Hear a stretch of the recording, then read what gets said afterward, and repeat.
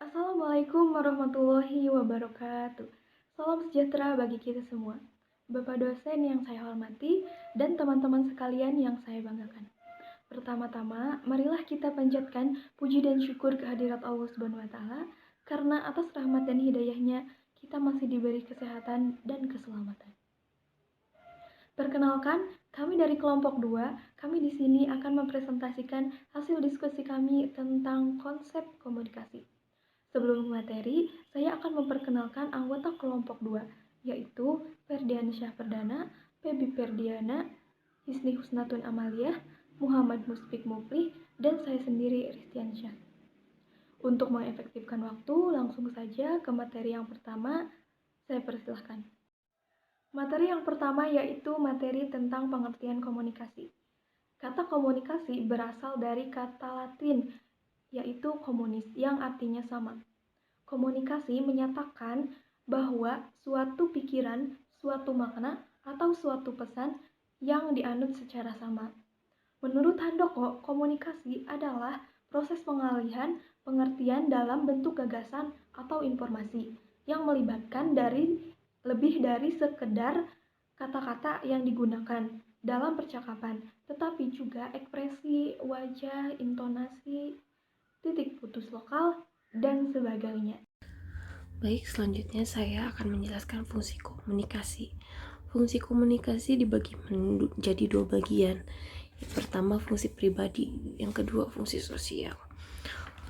Fungsi pribadi biasanya digunakan untuk menunjukkan sebuah pesan atau informasi seseorang yang menyatakan identitas mereka di sosial, menyatakan integrasi mereka secara sosial, menambah pengetahuannya, lalu melepaskan diri atau menemukan cara jalan keluar. Maksudnya seperti apa? Fungsi komunikasi secara pribadi berarti seseorang menyampaikan informasi mereka tanpa mendapatkan feedback secara langsung dari seseorang yang mendapatkan informasi tersebut atau pesan tersebut. Nah, contohnya seperti apa? Ketika kita berada di lingkungan baru, di sebuah kelompok baru, akan ada momen dimana kita perlu memperkenalkan diri. Nah, dengan memperkenalkan diri itu, kita menyampaikan pesan kepada seseorang mengenai informasi kita. Nah,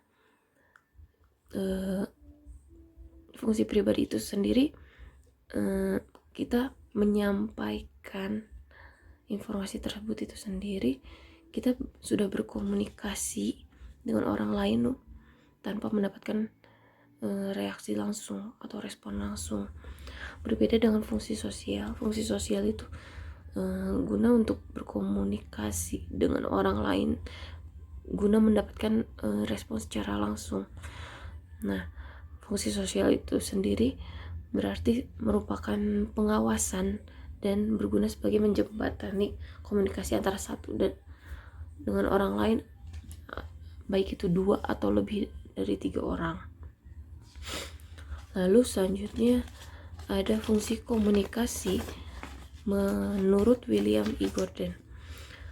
Fungsi komunikasi menurut William E. Gordon dibagi menjadi 4. Yang pertama, sosial. Fungsinya mirip seperti yang tadi. Ini pertama, fungsi sosial itu berguna agar kita bisa berinteraksi dengan orang lain, baik itu 2 atau lebih. Nah, fungsinya bisa jadi untuk menghibur atau hanya sekedar say hi, menanyakan kamu apa kabar, menanyakan kalau alamat ini di mana ya, bagaimana ini cara melakukannya. Jadi fungsi sosial itu ada timbal balik dari orang lain guna memupuk hubungan erat antara manusia atau saling menghibur, seperti itu. Lalu selanjutnya ada fungsi komunikasi secara ekspresif. Fungsi komunikasi secara ekspresif itu seperti apa?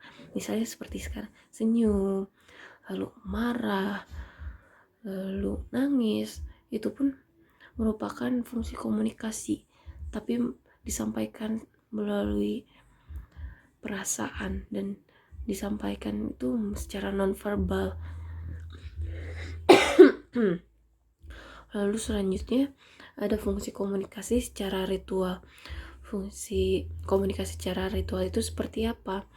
Biasanya fungsi komunikasi secara ritual itu masih ada sangkut pautnya dengan adat istiadat. Maksudnya seperti apa? Contohnya upacara pernikahan, upacara lahiran, ada yang meninggal, ada yang sunatan, seperti itu. Nah, itu ada beberapa rangkaian adat istiadat yang menjadi sebuah kebiasaan dan menjadi media untuk berkomunikasi itu, entah dengan sesama atau bahkan mungkin dengan leluhur atau dengan Tuhan, seperti itu. Lalu yang terakhir ada secara instrumental. Instrumental itu maksudnya seperti apa sih? Nah, komunikasi instrumental itu mempunyai beberapa tujuan umum, seperti menginformasikan sebuah pesan, mengajar, mendorong, mengubah sikap, dan mengubah perilaku atau gerakan tindakan, juga menghibur. Lalu selanjutnya saya akan menjelaskan mode komunikasi. Mode komunikasi itu ada beberapa macam. Yang pertama lisan. Lisan itu ada pidato. Lalu selanjutnya ada rapat. Lalu video conferencing. Lalu selanjutnya media tulisan. Lalu email. Lalu ada PowerPoint. Lalu ada pesan singkat. Lalu ada pesan teks. Selanjutnya, bentuk komunikasi. Ada beberapa orang yang berpendapat mengenai bentuk-bentuk komunikasi. Yang pertama, ada sebuah kelompok sarjana komunikasi dari Amerika Serikat yang membagi bentuk-bentuk komunikasi menjadi 5 bagian. Yang pertama, komunikasi antar pribadi. Yang kedua, komunikasi kelompok kecil. Yang ketiga, komunikasi organisasi. Yang keempat, komunikasi massa. Yang kelima, komunikasi publik. Sedangkan menurut Effendi, bentuk-bentuk komunikasi dirangkum menjadi 3 bagian. Yang pertama, komunikasi pribadi, yang kedua, komunikasi kelompok, dan yang terakhir, komunikasi massa. Menurut Effendi, komunikasi pribadi ini dibagi menjadi 2 bagian lagi. Yang pertama, komunikasi intrapribadi atau intrapersonal communication, yang berarti komunikasi yang berlangsung lama dalam diri seseorang. Orang yang bersangkutan berperan sebagai komunikator maupun sebagai komunikan, yang mana ia berbicara pada dirinya sendiri. Yang kedua, komunikasi antar pribadi, yakni merupakan komunikasi yang berlangsung secara dialogis antara 2 orang atau lebih. Selanjutnya, komunikasi kelompok. Menurut Effendi, bentuk komunikasi berikutnya adalah komunikasi kelompok, yang merupakan komunikasi tatap muka yang dilakukan 3 atau lebih individu guna memperoleh maksud dan tujuan tertentu. Dan yang terakhir, ada komunikasi massa. Komunikasi massa merupakan sebuah proses penyampaian pesan melalui saluran-saluran media massa seperti surat kabar, radio, televisi, film yang dipertunjukkan di gedung-gedung bioskop. Maka dari itu, dalam bentuk komunikasi yang satu ini, pesan yang disampaikan bersifat massal. Dengan begitu, karakteristik komunikasi massal bersifat umum, yang artinya pesan yang disampaikan bersifat heterogen karena ditunjukkan untuk seluruh anggota masyarakat. Hambatan-hambatan komunikasi dan bagaimana cara mengatasinya. Yang pertama, jenis-jenis hambatan komunikasi. Yang pertama yaitu hambatan personal. Hambatan personal merupakan hambatan yang terjadi pada peserta komunikasi, baik komunikator maupun komunikan atau komunikate. Hambatan personal dalam komunikasi meliputi sikap emosi, stereotyping, prasangka, bias, dan lain-lain. Yang kedua yaitu hambatan kultural atau budaya, yaitu orang yang memiliki kebudayaan atau latar belakang yang berbeda mengandung arti bahwa kita harus memahami perbedaan dalam hal nilai-nilai, kepercayaan, dan sikap yang dipegang oleh orang lain. Yang ketiga yaitu hambatan fisik. Beberapa gangguan fisik dapat mempengaruhi efektivitas komunikasi. Yang keempat, hambatan lingkungan. Tidak semua hambatan komunikasi disebabkan oleh manusia sebagai peserta komunikasi. Terdapat beberapa faktor lingkungan yang turut mempengaruhi proses komunikasi. Hambatan lingkungan ini mencakup tingkat aktivitas, tingkat kenyamanan, gangguan, serta waktu. 2, yaitu cara mengatasi hambatan-hambatan komunikasi. Yang pertama, pengirim pesan atau komunikator. Komunikasi adalah suatu proses yang berlangsung dua arah dan diawali oleh pengirim pesan. Pengirim pesan harus proaktif dalam membuat penerima atau komunikan mengerti dan memahami pesan apa yang akan disampaikan. Untuk menghindarinya, hal-hal yang harus dilakukan adalah 1. Menyatakan satu ide atau gagasan dalam satu waktu.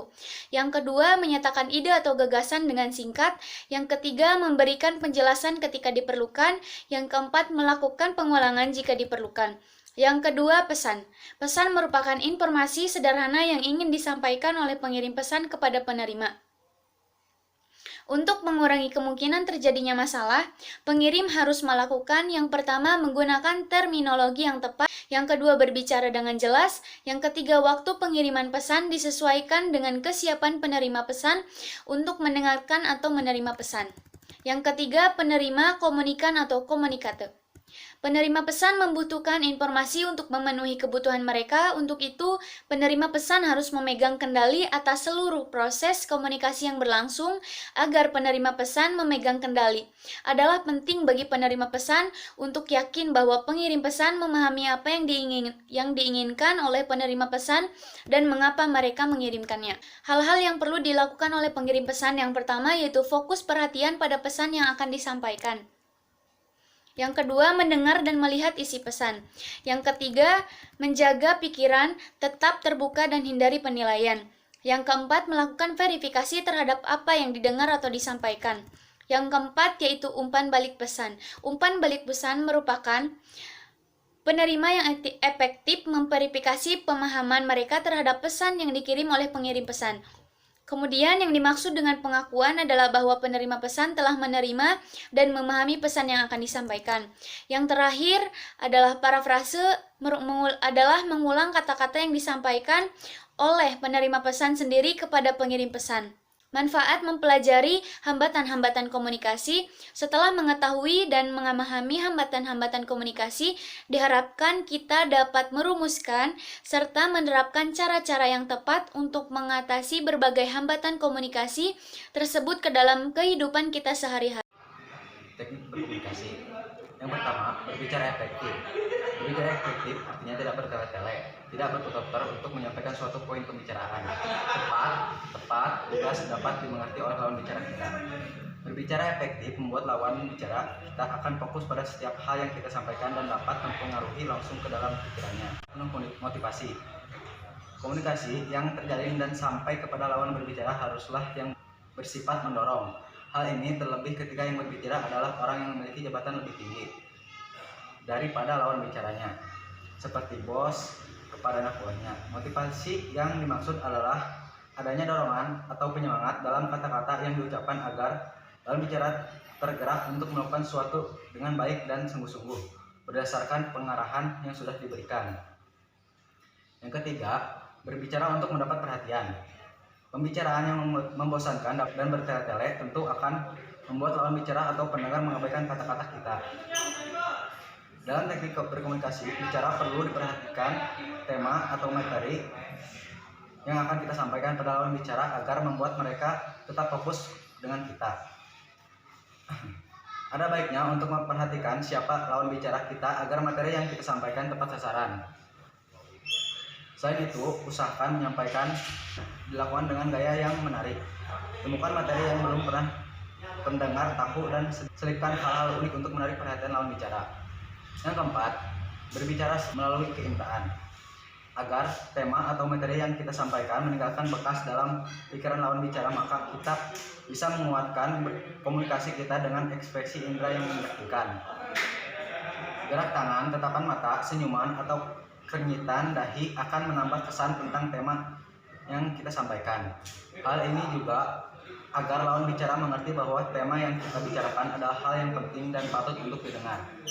Selesai sudah pemaparan materi dari kelompok kami. Jadi kesimpulan dari presentasi kali ini adalah komunikasi adalah suatu proses penyampaian informasi gagasan, emosi, dan yang lainnya. Fungsi komunikasi ada dua, yaitu pribadi dan sosial. Dan mode komunikasi yang dapat digunakan ada 3, yaitu lisan, tulisan, dan nonverbal.